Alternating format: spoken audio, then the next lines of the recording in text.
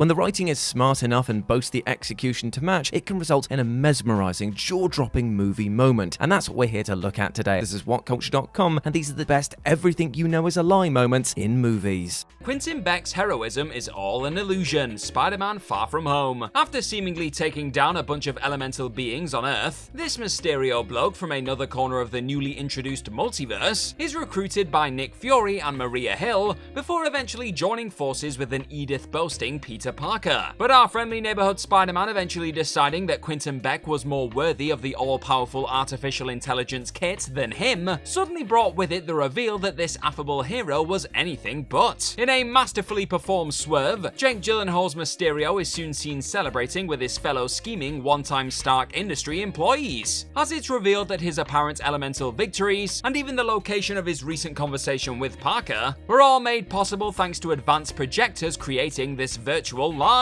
And with Beck ultimately combining his supreme holograms with Edith's orbital weaponized drones, in his quest to present himself as Earth's new mightiest hero, Spidey's world was never really the same. There was never an Aaron. Primal fear. Primal fear revolves around Star Defense attorney Martin, who agrees to defend teenage altar boy Aaron when he's accused of murdering an archbishop. It's later revealed that Aaron did in fact kill the archbishop in revenge for being sexually abused, but appears to be suffering from dissociative identity disorder and committed the killing whilst assuming a sociopathic alternate persona known as Roy. Ultimately, Aaron is found not guilty by reason of insanity and remanded to a psychiatric hospital, but during his final meeting with Martin, he reveals that he faked the identity disorder and that he's been gaming the system the entire time. To put a disturbing capper on it, when Martin asks him if Roy ever existed, Aaron chillingly replies, "There was never an Aaron." Aaron had in fact been pretending to be shy and retiring when the violent Roy was his true self all along. At this point, all a shell-shocked Martin can do is walk away in disbelief while Aaron continues to taunt him.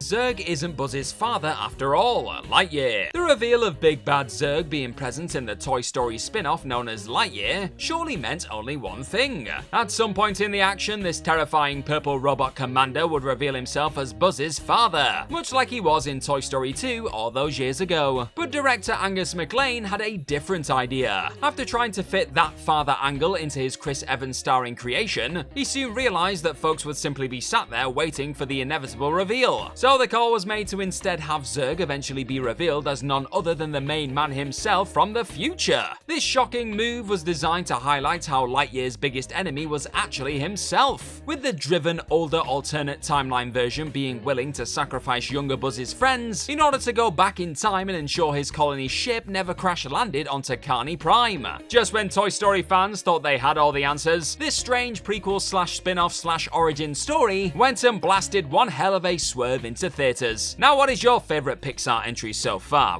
Mido is Desu's daughter. Oldboy. Park Chan-wook's masterful thriller Oldboy centers around Desu, a man who was kidnapped and kept prisoner inside a room for 15 years before being released. Desu eventually identifies his captor as Woo Jin, a former classmate who Desu caught committing incest with his sister. Desu told his friend about this, and after word spread throughout the school, Woo Jin's sister killed herself. But the kicker comes during their final confrontation, when Woo Jin gives Desu a photo album revealing that his young love interest throughout the film, Mido, is in fact his own daughter. Basically, Woo Jin used hypnosis to make Desu and Mido fall in love, ensuring that he would feel the same anguished incest that Woo Jin himself did years earlier. To rub salt in the wound, Woo Jin then sets up a speaker to loudly broadcast an audio recording of our lead having sex with his daughter, ensuring that his entire reality has basically been flipped on its head in the most viscerously nauseating fashion possible. This news ultimately proves so traumatic that Desu attempts to have his information wiped from his mind via hypnosis, though the ending leaves it ambiguous as to whether or not it succeeded. Adelaide was a Tethered the whole time. Us. It's established early into Jordan Peele's Us that a young Adelaide was involved in a rather frightening doppelganger incident. Fast forward a few years, and Addie and her family eventually once again come face to face with that same doppelganger and her family. But things take an even more unsettling turn after Addie's son Jason is kidnapped by Red late on. With Red explaining how the rest of the cloned humans felt she was different from the others, Adelaide proceeds to battle with her counterpart before viciously killing Red in front of her baby boy. And it was the way his mother savagely took down the red suit wearing apparent copy that seemingly planted a seed in young Jason's mind as he watched on, or even just heard the moment from a locker nearby. Sure enough, his supposed mother is soon seen remembering how she was actually the Tethered who showed up in that funhouse all those years earlier, with Red dragging Addie down into the depths and leaving her there as she assumed the role of Adelaide. And right when we realise Addie was actually a Tethered in disguise all along, a suspicious Jason appears to do the very same while sat beside his ambulance-driving mom. He'd kill us if he got the chance. The Conversation. Francis Ford Coppola's masterful 1974 thriller The Conversation follows surveillance expert Harry, who whilst spying on a woman as part of his latest assignment, comes to believe that she's being targeted for murder by the client, her husband. While recording the woman speaking with her extramarital lover, the man can be heard telling her he'd kill us if he got the chance. This convinces Harry that the woman's husband is plotting to kill her, and after seemingly witnessing her murder, he finally decides to confront the husband. But as it turns out, it was the husband who died, not the wife, in an alleged accident, and so Harry realizes that the wife and her lover were in fact plotting to kill the husband all along, and that the muddy recording actually said he'd kill us if he got the chance. The emphasis on us changes the entire context of the conversation, from fear of being killed to determined rationalization to carry out a killing themselves. Leonard accidentally killed his wife. Memento. Christopher Nolan's masterful Memento is an especially interesting case because the character in question actually deceives themselves, and does so totally intentionally. Protagonist Leonard is suffering from amnesia after a home invasion which apparently caused the death of his wife. Leonard is unable to create new memories since the attack, and so uses Polaroid photos and tattoos to keep investigating despite this. But at story's end, we learn that Leonard's wife actually survived the attack, and only died after Leonard, whilst suffering from amnesia, accidentally gave her an insulin overdose. Leonard has repressed this memory, and despite killing the real attacker before the film's events, has effectively concocted a cyclical revenge narrative in which he kills various shady figures, duping himself into believing that they are the assailant in order to avoid facing his own reality. It's perhaps cinema's finest example of self-deception, as even when acquaintance Teddy reveals the truth to Leonard, it's information he's soon enough destined to forget. Quill learns how his mother really died. Guardians of the Galaxy Volume 2. After his mother had tragically died of brain cancer, a distraught eventual Star-Lord fled the hospital, only to be zapped up into space by the Ravagers. So it wasn't difficult to understand why the orphan jumped at the chance to get to know his celestial father Ego in Volume 2. But it was during that father-son bonding that an absolutely horrendous truth changed everything Peter Quill thought he knew about his poor mother's demise back in 1988. It turns out that Ego actually planted the deadly tumor in Meredith's brain due to him fearing that she'd distract him from his precious expansion mission. What an a-hole! As expected, it wasn't long before this mother-killing long-lost pops was finally taken down by the Guardians, but at the cost of Quill's real daddy's life. K isn't the chosen one. Blade Runner 2049. Perhaps the single best thing about Blade Runner 2049 is how aggressively it rejects the cliched chosen one narrative that's so common in blockbuster cinema these days. For much of the film, replicant protagonist K is led to believe that he is the miraculous child of replicant Rachel and human Deckard. But later in the story, K is picked up by the replicant resistance movement, whose leader reveals that Rachel and Deckard's child was in fact a girl. The daughter turns out to be Dr. Anna, a replicant memory designer briefly introduced earlier on in the story. For K, who truly felt like he was special and a significant being, it's a crushing revelation that entirely changes how he views himself and the world around him. But on a storytelling level, it's a refreshing subversion of a played-out narrative trope, while ultimately allowing Kay to make a difference regardless by helping reunite Deckard with his child in his dying act. Your name is Arthur, right? Joker. A troubled Arthur Fleck is seen bonding and eventually spending a decent amount of time with his neighbor Sophie Dumont throughout Joker. After learning he was adopted and eventually abused by his mother's boyfriend as a child, viewers still had every reason to believe the pair's relationship was legit. However, the moments that follow Arthur's unexpected arrival, with Sophie finding him on the couch and asking the person she'd only really met in passing to leave her home, soon reveal that the two's time together had been nothing more than a figment of Fleck's imagination. As Arthur takes in Sophie pleading for him to not harm her sleeping daughter, the audience, and seemingly Arthur himself, are left to deal with a chilling bombshell that proves everything you thought you knew about the apparent lovebirds was a somewhat disturbing lie. It was Earth all along. Planet of the Apes. In Planet of the Apes, astronaut George crash lands on an unknown planet several thousand years in the future, where apes are unexpectedly the dominant species and the remaining humans are largely primitive mutes. But the film's iconic plot twist sees George eventually reach the planet's shoreline and find the Statue of Liberty, confirming that this apparently alien planet is actually a future Earth, having been decimated by a nuclear war in the past. As George comes to terms with the fact that humanity destroyed themselves and allowed the apes to rise up in their place, he exclaims in despair, "You finally did it, you maniacs,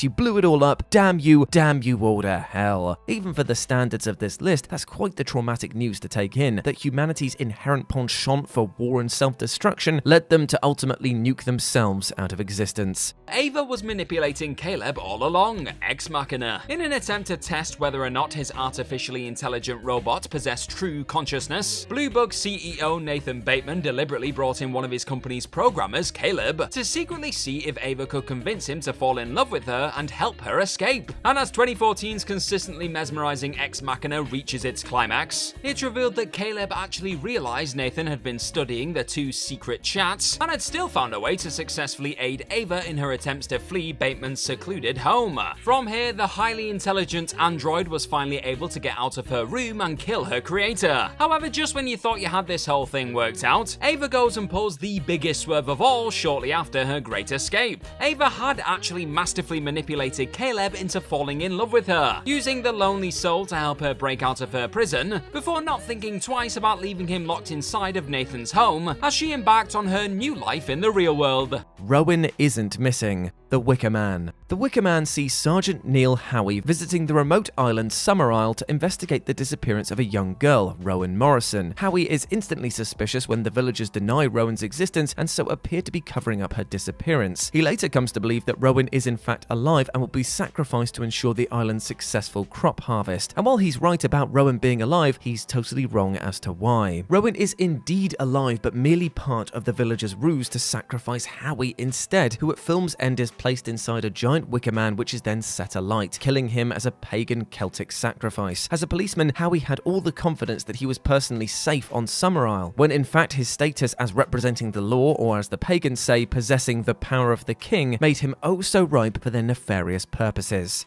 The ancient truth is revealed, the cabin in the woods. The cabin in the woods begins with a scene involving a few lab engineers discussing a mysterious operation in Stockholm before alluding to an employee betting pool. And as this horrific comedy unfolds, it soon becomes clear that these lab coats were actually all in on what appeared to be a very peculiar experiment, one that involved the team unleashing various different monsters on a group of random teens during a weekend break. It was only after the final two survivors, Dana and Marty, discovered said underground facility and unleashed the many horrifying creatures within, though, that the truth behind this operation was revealed. In a hilariously shocking final few minutes, the leader of this facility informs the pair that they were actually part of a sacred ritual. Fancy that. And with all the other rituals failing this time around, if this particular bunch of slasher movie archetypes weren't killed, the world would be reclaimed by the ancient ones below who once ruled the planet. These two oblivious American students, along with the majority of the planet, had absolutely no clue they were only ever a few failed rituals away from extinction each and every year. But not even the director's late bombshell could keep Dana and Marty from deciding that the human race likely deserved this ancient fate, as they enjoyed one last joint in the moments pre-Giant's Hand arrival. Verbal is Kaiser Söze, The Usual Suspects. Has there ever been a climactic mic drop twist more stunningly game-changing than that of The Usual Suspects?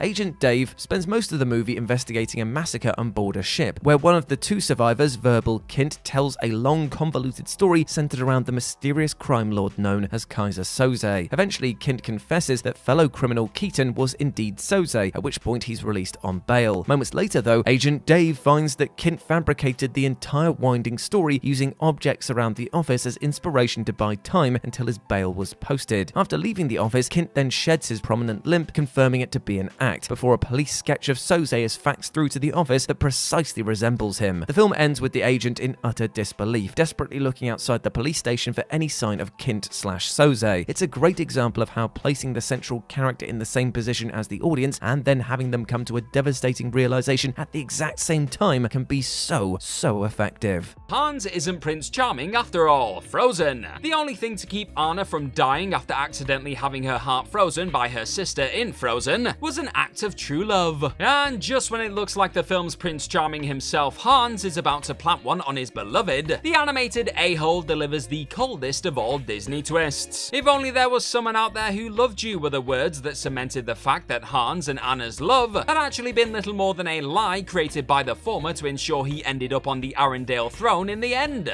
And while this shocking turn of events initially looked to spell doom for the Arendelle siblings, that despicable Hans wasn't counting on the power of sisterly love, was he? Who needs true love's kiss when you've got a Snow Queen sister backing you up, eh? We have just lost cabin pressure. Fight Club. David Fincher's Fight Club so brilliantly pulled off the "he was in your head the whole time" twist as to basically ruin it for every other filmmaker. You see, early on in the story, the film's unnamed insomniac narrator crosses paths with charismatic soap salesman Tyler Durden, and together they form a fight club which eventually snowballs into an outright anarchist movement called Project Mayhem. But in the third act, the narrator is referred to as Mr. Durden, and Tyler's casual lover Marla even calls him Tyler. Upon confronting Tyler, the narrator learns the truth. They are both disassociated personalities within the same body. The narrator has been assuming the persona of Tyler primarily whilst sleeping, and their interactions throughout the film have effectively been the narrator's unreliable projections. And even after the narrator learns what's going on, he basically spends the rest of the movie wrestling Tyler for control before killing his alternate personality by shooting himself in the mouth. Miles wasn't supposed to be Spider-Man